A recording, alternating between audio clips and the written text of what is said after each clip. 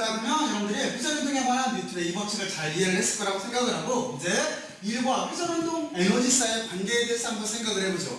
이거는 여러분들이 먼저 의미를 알고 있어야 돼요. 이쪽을 왜 우리가 에너지를 구해야 되냐면, 아까 제가 부연 설명을 했듯이 여러분들은 선운동을 배울 때 우리가 F=ma라고 하는 식을 이용을 해서 자유물체를 그려서 물체의 운동 방정식을 만들어서 물체의 운동을 기술을 했어요. 근데 이렇게 기술을 하다가 그 뒤에 우리는 어떤 개념을 배웠냐면 일이라고 하는 개념을 배웠어요. 일이 곧 에너지이기 때문에 우리는 일을 이용을 해서 에너지라고 하는 개념을 만들어 놓게 되면은 그러면 자연현상을 좀 더 포괄적으로 기술할 수가 있어요. 쉽게 말해서 어떤 문제는 뉴턴의 이 법칙 F=ma로 기술을 하는 것보다 에너지 보존 법칙을 사용해서 기술하게 되면은 일단 첫 번째 훨씬 더 단순해요. 단순하고 그 의미 자체도 좀 더 명료하게 임할 수가 있는 거예요. 바로 그래서 우리는 여기 있는 에너지사의 관계를 한번 알아봐야 돼요.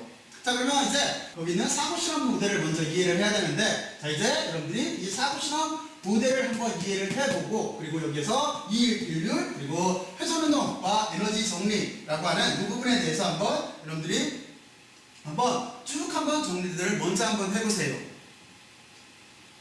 해봤어요. 자, 그러면 여러분들은 먼저 여기 있는 실험 모델 자체를 이해를 해야 되겠죠? 실험 모델은 이건 이런 조건인 거예요. 이 부분은 이렇게 강체예요. 강체로 구성이 되어 있고, 우리는 그 중에서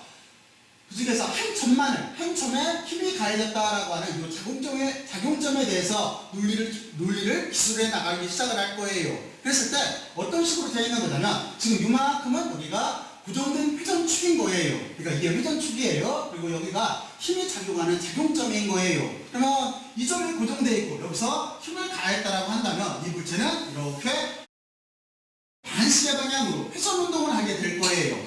여기까지 이 물체의 운동에 대해서 이해할 수 있죠? 자, 그랬을 때 우리는 어떻게 논할 거냐면 이렇게 논할 거예요. 힘이라고 하는 자체를 어떻게 논할 거냐면 두 방향으로 나눠서 생각을 할 거예요. 하나는 뭐냐면 이쪽을 우리가 지름 방향의 힘이 있어요. 그러니까 지름 방향은 지금 이쪽 방향인 거예요. 여기를 우리가 지름이라고 하잖아요. 지름 방향 성분이 있고, 그리고 또 하나 이쪽으로 이렇게 접선 방향 성분이 있는 거예요. 이 점을 중심으로 이렇게 원 운동을 한다라고 한다면 여기가 접선 방향의 힘이 될 거예요.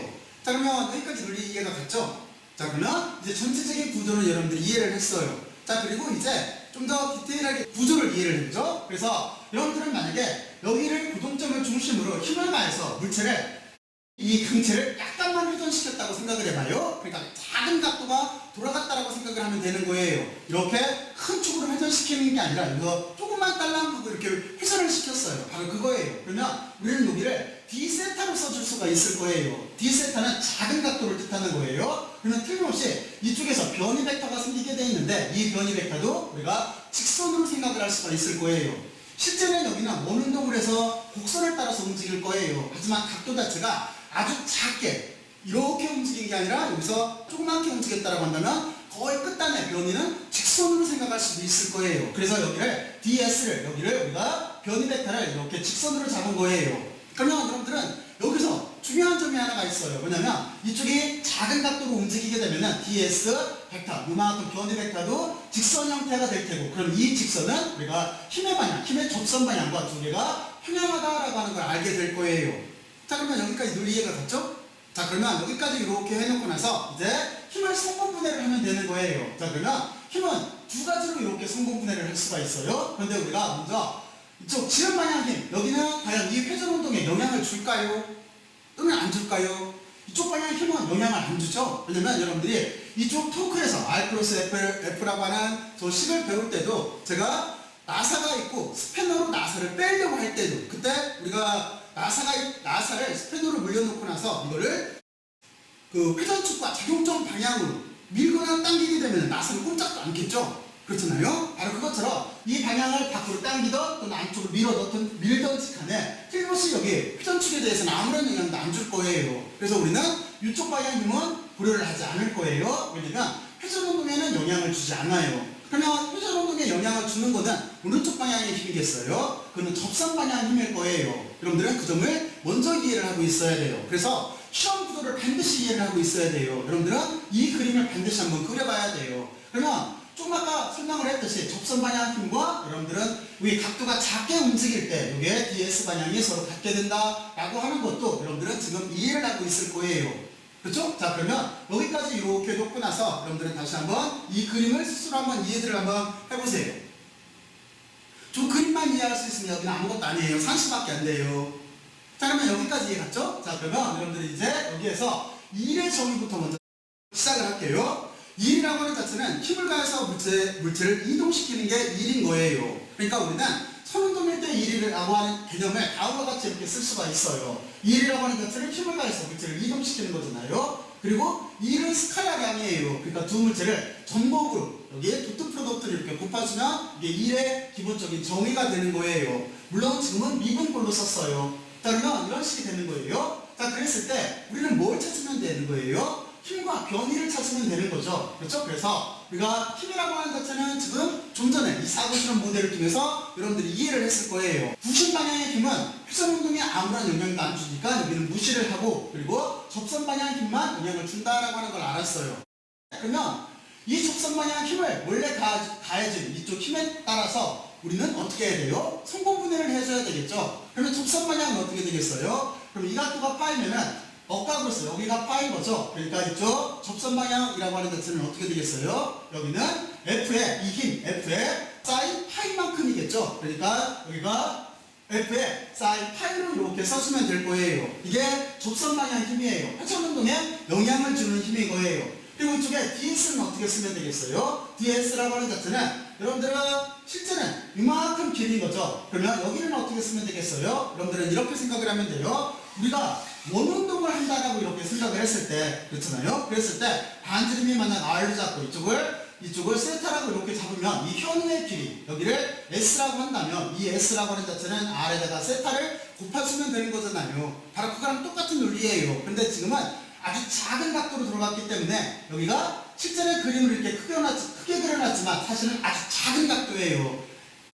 그래야 여기가 직선의 길이가 될 거잖아요. 그래서 이 길이는 우리가 어떻게 쓸 수가 있냐면 R에다가 작은 각도를 곱해주면 되는 거예요. 그러니까 D세타를 곱해주면 되는 거예요. 그러니까 우리가 이만큼 길이는 R에다가 D세타를 이렇게 곱해주면 되는 거예요. 그리고 지금 보면은 전복이 없어진 이유는 서로 돌아가는 방향 자체하고 가속되는 방향 자체가 같기 때문에 그래요. 그러니까 여기는 우리가 스칼라량으로 이렇게 써줄 수가 있어요. 자, 그러면 여러분들은 여기까지 이렇게 이해갔죠?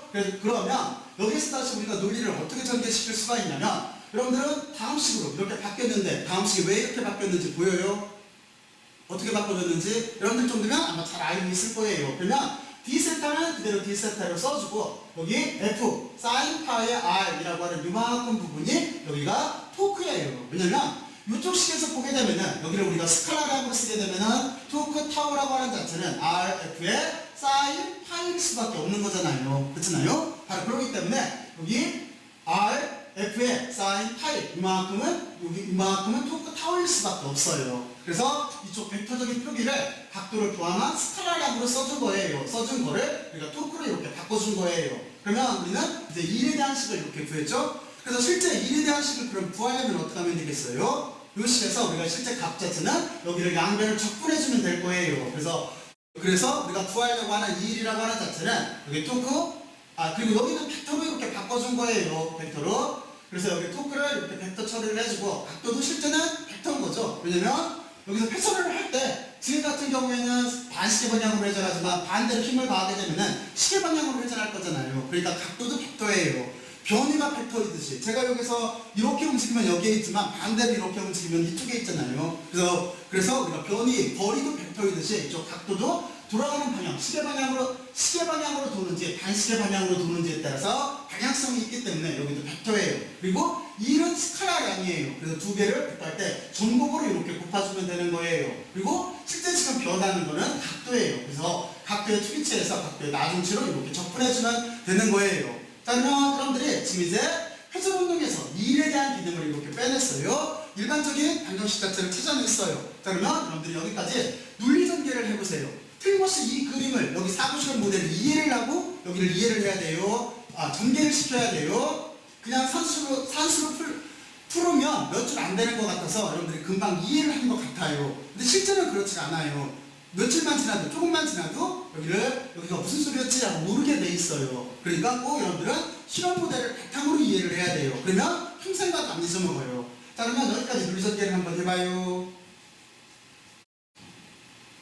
자, 그러면 여러분들은 이제 제일 중요한 1이라고 하는 개념을 찾았어요. 이쪽은 미분 형태로 쓴 거고 이쪽은 적분 형태로 이렇게 쓴 거예요. 그러니까 1이라고 하는 자체는 타우에다가 이렇게 세타를 곱해주면 되는 거예요. 그러면 여러분들이 선운동일 때를 생각을 해봐요. 선운동일 때 1은 어떻게 됐었어요? 선운동일 때 1은 이 꼴이었었죠. 그래서 이걸 적분형으로 쓰면은 1이라고 하는 자체는 힘이라고 하는 자체를 거리로, 그러니까 x축으로만 움직인다면 dx로 쓸게요. 거리로 이렇게 적분을 해준 거였었죠. 그러면 여러분들은 이렇게 생각을 하면 돼요. 그러니까 선운동일 때 f의 ds꼴이라고 하는 자체에서 f는 뭐로 바꿔주면 돼요? 토크 타우로 바꿔주면 되는 거고, 그리고 이쪽에서 변이 x는 dx, 변이 x는 이쪽에서 돌아가는 게 d세타니까 d세타를 이렇게 바꿔주면 되는 거죠. 그리고 여기도 마찬가지예요. 이쪽을 만약에 선운동을 벡터로 처리하고 싶으면 우리는 2일이라고 하는 자체가 힘은 벡터였고, 그리고 dx도 변이도 벡터예요. 그러니까 dx에 벡터로, 변이 벡터로 바꿔준 다음에 전곱을 취해주면 되는 거예요. 그러면 여러분들은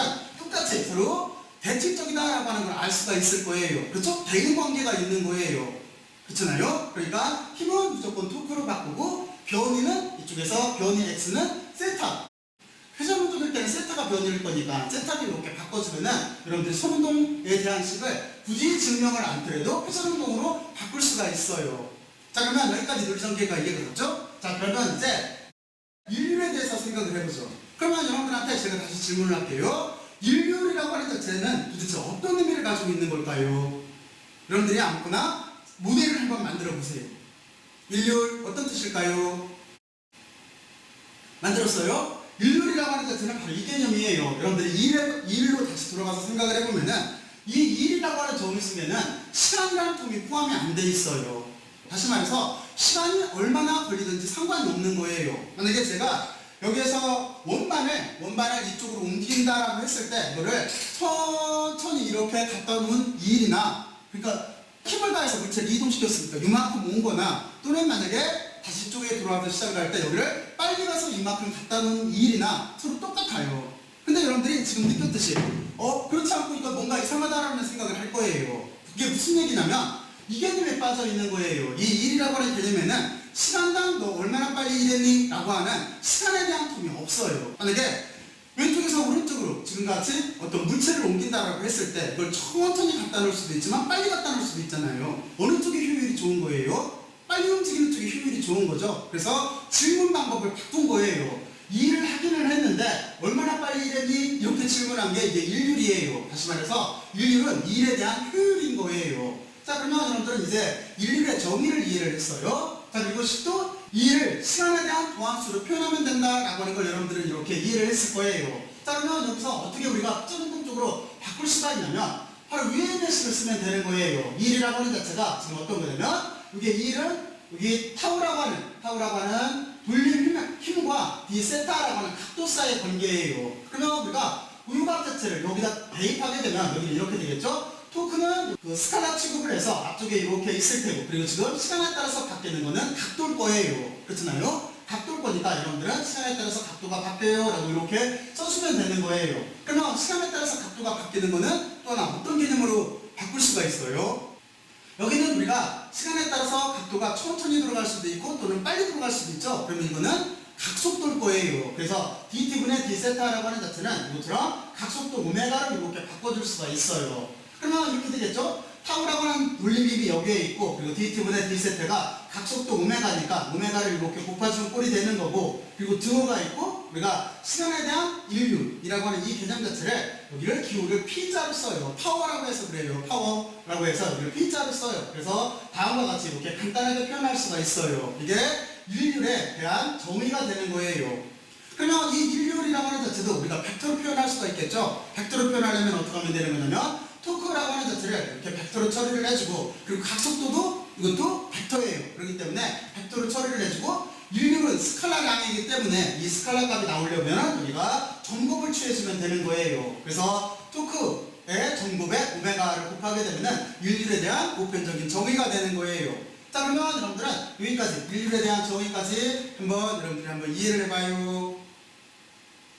이해를 했어요? 자, 그러면 이번에도 선운동과 비교를 한번 해보죠. 선운동일 때는 우리가 여기가 어떻게 됐어요? 시간에 따라서 일을 하기는 했는데 여기를 뭐로 바꿔주면 돼요? 힘으로 바꿔주면 되는 거죠. 여기를 우리가 힘 F로 바꿔주고, 그리고 dt분의 여기가 d하고 여기는 변이니까 변이 x로 바꿔주면 되는 거죠. 그러니까 여기가 dt분의 dx꼴이 될 거예요. 그러면 시간에 따라서 움직이고 있어요. 거리를 이동하고 있어요. 무슨 개념이에요? 속도의 개념인 거죠. 근데 앞에 f가 있죠. 그러니까 우리가 선운동을 바꿨을 때는 f의 v꼴로 이렇게 써줄 수가 있는 거예요. 이게 선운동일 때 일률인 거예요.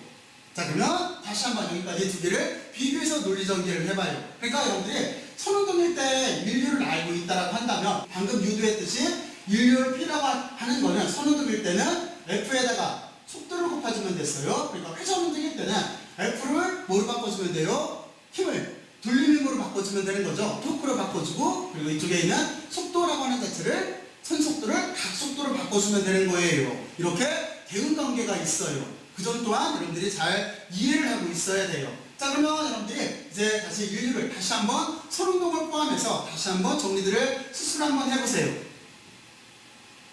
정리들 했어요. 자, 그러면 이제 한 가지가 더 남았네요. 여기는 뭐냐면 회전운동 에너지 정리라고 하는 거예요. 여러분들이 먼저 이쪽도 선운동일 때를 생각을 하면은 바로 이거 있었죠? 선운동일 때를 생각을 하면은 2일이라고 하는 자체는 그때 2일이라고 하는 자체는 운동에너지 기호를 K로 썼어요. 운동에너지의 변화를 함으로 썼어요. 근데 변화를 뭐라고 썼냐면 델타로 썼었어요. 그래서 식을 쓰게 되면 2일이라고 하는 자체는 델타의 K꼴이었었어요. 그러니까 2일은 운동에너지의 변화를 한 것 같다라고 하는 뜻이었었어요. 근데 여러분들이 앞에 논리를 생각을 해보면 여기도 똑같은 결과가 나오겠죠? 맞아요. 여기도 똑같은 결과가 나와요. 2일이라고 하는 자체는 회전운동 에너지의 변화를 한 것 같게 돼 있어요. 단지 여기 R은 뭐냐면 회전운동을 우리가 노테이셔널 모션이라고 해요. 그래서 구별하기 위해서 여기 그냥 R자를 이렇게 붙여준 것 뿐이에요. 안 써도 상관없어요. 자, 그래서 어쨌든 결과는 똑같진 않아요. 자, 그러면 여기를 어떻게 유도를 하나 하는 걸 생각을 해보죠. 자, 그러면 여기는 아주 간단해요. 먼저 여러분들이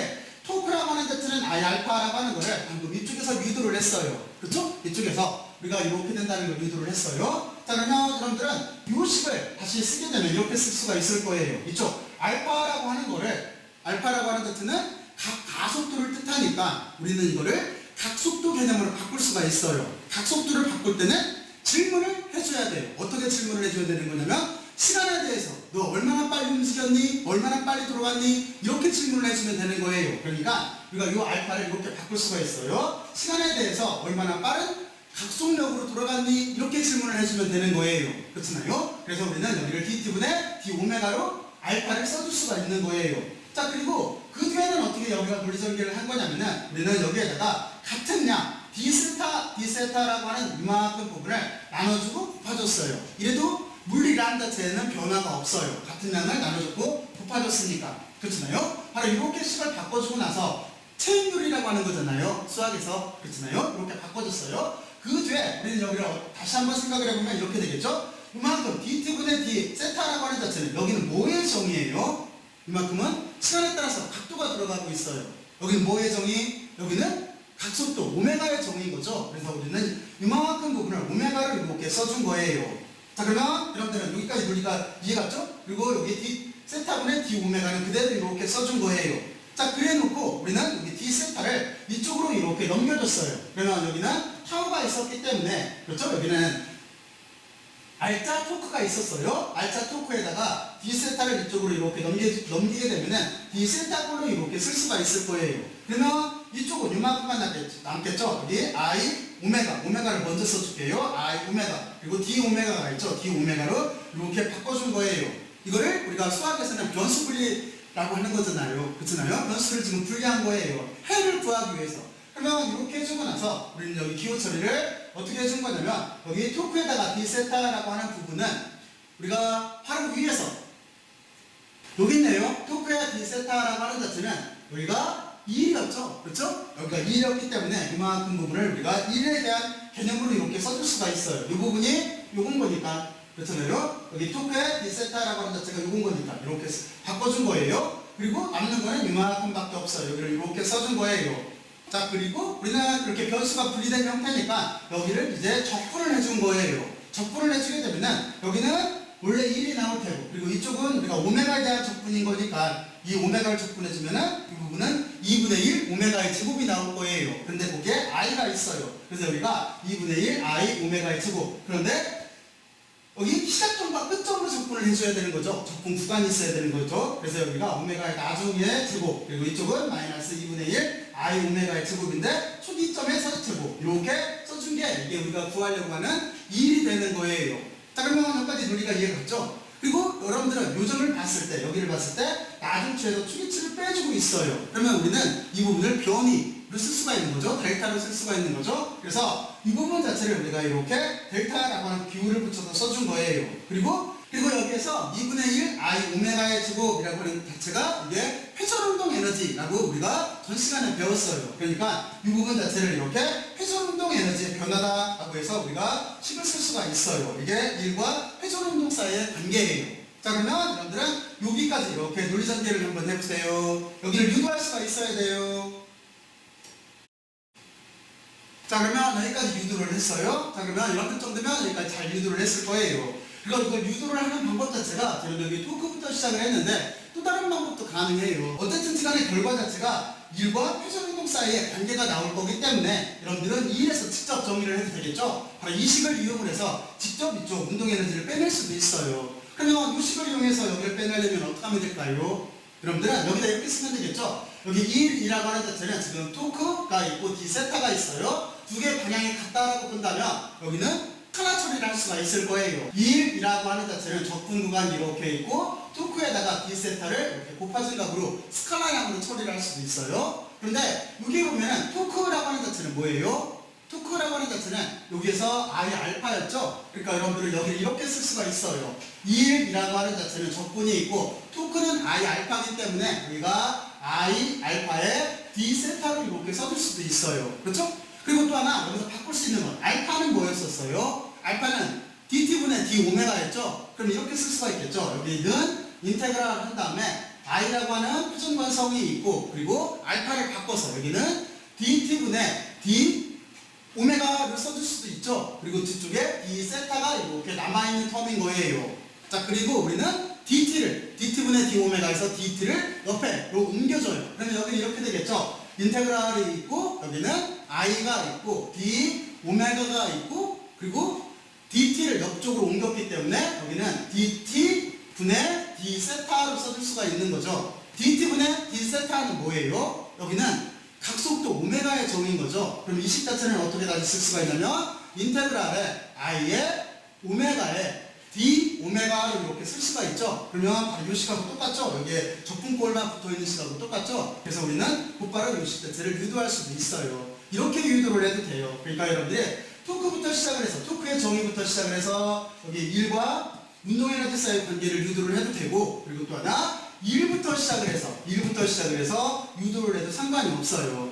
왜냐면 우리가 어떤 문제를 다룰 때 선운동에서도 그랬잖아요. F 이퀄 MA를 이용해서 어떤 문제를 다룰 수도 있는 거고 1에 대한 정의를 이용해서도 문제를 다룰 수가 있는 거예요. 근데 자연현상이라고 하는 자체는 F 이퀄 MA를 이용해서 다뤘을 때하고 2를 또는 에너지의 개념으로 다뤘을 때하고 다른 결과가 나오면 안 되는 거죠. 바로 그래서 여기도 우리가 토크라고 하는 개념을 가지고 운동에너지를 빼내던 또는 2에 대한 정의부터 시작을 해서 운동에너지를 빼내던 서로 마찬가지인 거예요. 자, 그러면 양쪽으로 한번 유도를 해봐요. 자, 그러면 여기까지 다시 한번 정리들을 한번 해보세요. 정리들 했어요? 자, 그러면 여러분들은 지금까지 이제 회전운동에 대해서 이제 보편적인 내용들에 대해서 공부를 했어요. 이 부분 자체가 상당히 중요해요. 전에 제가 설명을 했듯이 우리는 어떻게 다루는 거냐면 우리는 힘이라고 하는 거 F 이퀄 MA 그리고 두 번째 에너지라고 하는 개념 이게 역학적 에너지였죠. 그리고 운동량이라고 하는 개념 이걸 써가지고 물체의 운동을 폭넓게 기술을 하고 싶은 거예요. 그랬을 때 힘이라고 하는 F 이퀄 MA를 지금 이렇게 돌림음으로 개념을 바꾼 거예요. 그리고 에너지 자체도 우리가 선운동일 때의 운동에너지 2분의 1 mv의 제곱을 2분의 1 i 오메가의 제곱으로 이렇게 바꿔 쓴 거예요. 그리고 좀 이따 보면 알겠지만 우리가 운동량 P 이퀄 mv라고 하는 식 자체도 우리가 가운동량 L이라고 하는 걸 도입을 해서 i 오메가로 이렇게 바꿔 쓸 수가 있어요. 그러면 우리가 선운동과 회전운동을 다 다룰 수가 있는 거잖아요. 개념 자체를 확대를 해서 바로 지금 그쪽으로 가려고 하는 중인 거예요. 여러분들은 먼저 그 점을 잘 이해를 하고 있어야 돼요. 자, 그래서 여기서는 이제 여러분들 이런 문제에 대해서 신경을 써야 돼요. 만약에 어떤 물체가 가장 대표적인 것 중에서 하나가 어떤 물체가 아래쪽으로 뚝 떨어져요. 이런 경우에 우리는 지금 여러분들 직관적으로 위치 에너지가 운동 에너지로 바뀌었다라고 하는 걸 이해를 하고 있을 거예요. 그랬을 때 위치 에너지는 똑같아요. 위치 에너지는 똑같은데 운동 에너지는 고정점을 중심으로 아래쪽으로 이렇게 회전하고 있기 때문에 우리가 역학적 에너지 보존 법칙을 쓸 때 운동 에너지를 여기 있는 것처럼 2분의 1 I 오메가의 제곱 우리가 조금 활용을 해줘야 되는 거예요. 위치 에너지는 똑같이 mgh예요. 하지만 운동 에너지는 선운동이 아니고 회전 운동이기 때문에 이쪽으로 이렇게 바꿔서 생각을 해줘야 돼요.